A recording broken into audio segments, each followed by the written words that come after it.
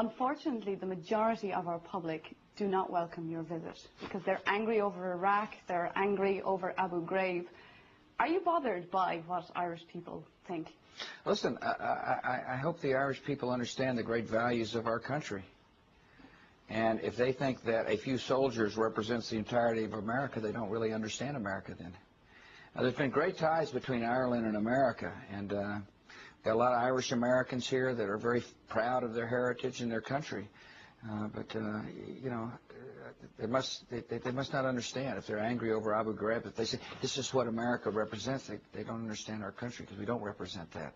We're a compassionate country. We're a strong country. We'll defend ourselves, but we help people, and we've helped the Irish, and we'll continue to do so. We've got a good relationship with Ireland. And they're angry over Iraq as well, and particularly the continuing death toll there. Well, I can understand that. People don't like war, but what they should be angry about is the fact that there was a brutal dictator there that had destroyed lives and put them in mass graves and had torture rooms. Listen, I wish they could have seen the 7 men that came to see me in the Oval Office. They had their right hands cut off by Saddam Hussein because the currency had devalued when he was the leader. See? And guess what happened? And Americans saw the fact that they had their hands cut off and crosses or X's carved in their forehead, and he flew them to America, and they came to my office with a new hand, grateful for the generosity of America, and with Saddam Hussein's brutality in their mind. Now, look, Saddam Hussein had used weapons of mass destruction against his own people, against the neighborhood. He was a brutal dictator who posed a threat. Such a threat that the United Nations voted unanimously to say, Mr. Saddam Hussein... Indeed, Mr. President, but you didn't find the weapons of mass destruction. May I finish? He said, the United Nations said, disarm or face serious consequences. That's what the United Nations said. And guess what? He didn't disarm. He didn't disclose his arms. And therefore, he faced serious consequences. But we have found the capacity for him to make a weapon. See, he had the capacity to make weapons. He was dangerous. And no one can argue that the world is better off with Saddam Hussein, if Saddam Hussein were in power. But, Mr. President, the world is a more dangerous place today. I don't know whether you can see that or not. There are terrorist bombings every single day. It's now a daily event. It wasn't like that 2 years ago. What was it like September the 11th, 2001? There was a relative calm. But if your response to Iraq was considered... Let me finish, please. Please. You ask the questions, and I'll answer them if you don't mind. On September the 11th, 2001, we were attacked in an unprovoked fashion. Everybody thought the world was calm. And then there have been bombings since then. Not because of my response to Iraq. There were bombings in Madrid. There were bombings in Istanbul. There were bombings in Bali. There were killings in Pakistan. Indeed, Mr. President, and I think Irish people understand that, but I think there is a feeling that the world has become a more dangerous place because you have taken the focus off Al-Qaeda and diverted into Iraq. Do you not see that the world is a more dangerous place? I saw 4 of your soldiers lying dead on the television the other day, a picture of 4 soldiers just lying there without their flag. You know, listen, nobody cares more about the death than I do. Is there a point at which... Let me finish, please, please. Let me finish, and then you can follow up if you don't mind. Nobody cares more about the deaths than I do. I care about it a lot. But I do believe the world is a safer place and becoming a safer place. I know that a free Iraq is going to be a necessary part of changing the world. Listen, people join terrorist organizations because there's no hope. And there's no chance to raise their families in a peaceful world where there is not freedom. And so the idea is to promote freedom and at the same time protect our security. And I do believe the world is becoming a better place, absolutely. Mr. President, you are a man who has great faith in God.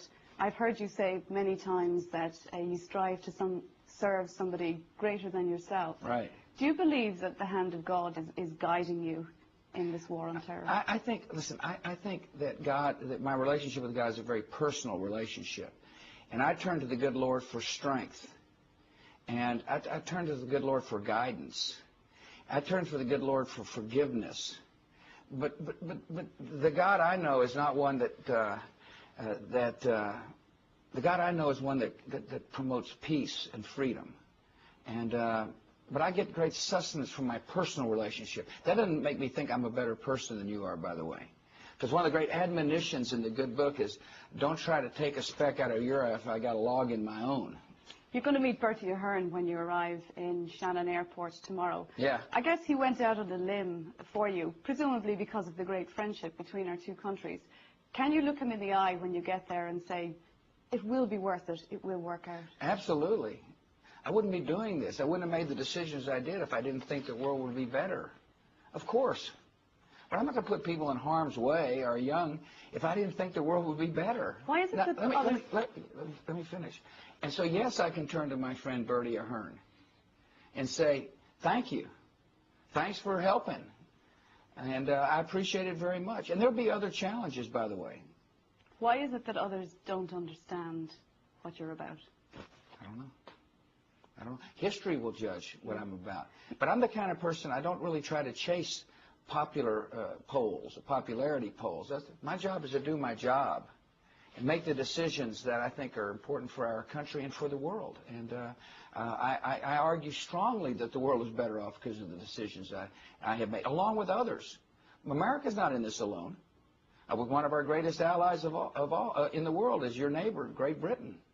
Tony Blair's been a strong advocate for not only battling terrorists, but promoting freedom, for which I am grateful. Let me say one other thing about America that your viewers must know, is that not only are we working hard to promote security and peace, we're also working to eradicate famine and disease. There's no more generous country in the face of the earth than the United States of America when it comes to fighting HIV/AIDS. As a matter of fact, Indeed, it was my initiative that asked Congress to spend $15 billion over 5 years to battle this pandemic, and we're following through on it. And no other country in the world feeds more of the hungry than the United States. And so we're a compassionate nation. Mr. President, I know your time is tight. Can I move you on to Europe? Are you satisfied that you're getting enough help in Iraq from European countries? You have come together, you are more friendly now, but they're not really stepping up to the plate with help, are they?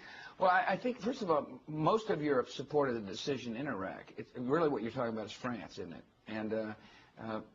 And they didn't agree with my decision. They did vote for the UN Security Council resolution that said, disclose, disarm, or face serious consequences. We just had a difference of opinion about when you say something, do you mean it? But nevertheless, there's no doubt in my mind, President Chirac would like to see a free and democratic and whole Iraq emerge. And same in Afghanistan. They've been very helpful in Afghanistan. They're willing to forgive debt in Iraq. But most European countries are very supportive and and are participating in the reconstruction of Iraq. And how do you see the handover going? The next few weeks are going to be crucial. Can democracy really flourish with the violence that's going on? 100 Iraqis dead today, Mr. President. Yeah, no, I don't like death either. I mean, you keep emphasizing the death, and I don't blame you. But all that goes to show is the nature of the enemy. These people are willing to kill innocent people. They're willing to slaughter innocent people to stop the advance of freedom. And so the free world has to make a choice. Do we cower in the face of terror, or do we lead in the face of terror? And I'm going to lead in the face of terror. We will not let these terrorists dash the hopes and ambitions of the people of Iraq. There's some kind of attitude that says, oh gosh, the terrorist attack, let's let the Iraqis suffer more. We're not going to let them suffer more. We're going to work with them. And I'm most proud of this fella, Prime Minister Alawi. He's strong and he's tough. He says to me, Mr. President, don't leave our country. Help us secure our country so we can be free. Indeed, Mr. President, just to get back to that, can I just turn to the Middle East? Sure. You will be discussing at the EU summit the idea of bringing democracy to the broader Middle East. Right. Is that something that really should start, though, with the solving of the Israeli-Palestinian crisis? Well, I think, first of all, you've got a democracy in Turkey. You've got a democracy emerging in Afghanistan. You've got a democracy in Pakistan. But shouldn't that be on the top of the list? Please for a minute, okay? It'd be better if you let me finish my answers, and then you can follow up if you don't mind. And what I'm telling you is that democracy can emerge at the same time that a democracy can emerge in the Palestinian state. I'm the first American president to have called for the establishment of a Palestinian state. The first one to do so. Because I believe it is in the Palestinian people's interest. I believe it's in Israel's interest. And yes, we're working, but we can do more than one thing at a time. And we are working on the roadmap with the quartet to advance the process down the road. Like Iraq, the Palestinian and the Israeli issue is going to require good security measures. And a bit more even-handedness from America? And we're working on security measures. And America, I'm the first president to ever have called for a Palestinian state. That's, to me, sounds like a reasonable, balanced approach. And but I will not allow terrorists to determine the fate, as best I can, determine the fate of people who want to be free. Mr. President, thank you very much for talking to us. You're welcome. They don't understand our country because we don't represent that. We're a compassionate country. We're a strong country. We'll defend ourselves, but we help people, and we've helped the Irish, and we'll continue to do so. We've got a good relationship with Ireland. And they're angry over Iraq as well, and particularly the continuing death toll there. Well, I can understand that. People don't like war, but what they should be angry about is the fact that there was a brutal dictator there that had destroyed lives. I hope the Irish people understand the great values of our country. And if they think that a few soldiers represents the entirety of America, they don't really understand America then. There's been great ties between Ireland and America, and got a lot of Irish Americans here that are very proud of their heritage and their country. They must not understand if they're angry over Abu Ghraib, if they say this is what America represents. Unfortunately, the majority of our public do not welcome your visit because they're angry over Iraq, they're angry over Abu Ghraib. Are you bothered by what Irish people think? Listen,